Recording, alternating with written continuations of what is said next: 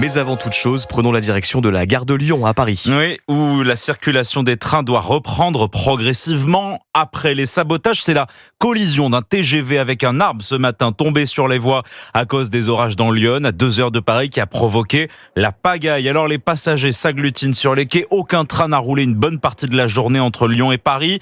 On retrouve sur place pour Europe 1 Maxime Gondelot. Maxime, où en sommes-nous ce soir ?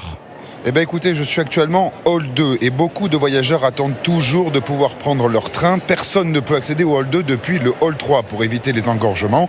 Seules les annonces faites au mégaphone en gare comptent. Sûreté ferroviaire, gendarmes et police nationale sont sur place pour éviter les débordements. Les panneaux d'affichage et l'application SNCF Connect ne sont pas à jour. Certains à qui j'ai parlé ne savent pas s'ils doivent rester en gare ou partir. C'est le cas de Grégory, short et lunettes de soleil déjà sortis. J'ai été prévenu vers les 13h qu'il y avait de fortes perturbations, que le trafic était interrompu. Pas de nouvelles depuis. Donc je me suis dit, je vais quand même me pointer à la gare. On ne sait jamais, peut-être qu'il y a un petit espoir. Mais là, de ce que je vois sur la liste des départs, ça a l'air un peu mort. Et la seule chose qu'on nous conseille de faire, c'est reporter le voyage. Alors quand certains hésitent, d'autres cherchent déjà de solutions. C'est le cas de Élise. Là, j'attendais de voir pour si les trains de la fin de journée pouvaient avoir une place pour moi. Et pour le moment, la seule solution que j'ai trouvée, c'est vendredi à 15h. J'ai regardé Blablacar, j'ai regardé un peu d'autres options en passant par d'autres gares, mais en fait, non, c'est pas possible.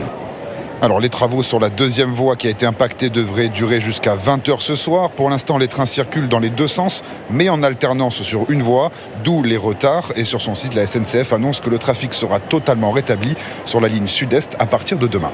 Merci Maxime Gondelot. Nouvelle journée de galère dans les transports. Au total, 80 000 voyageurs ont dû trouver une solution de repos.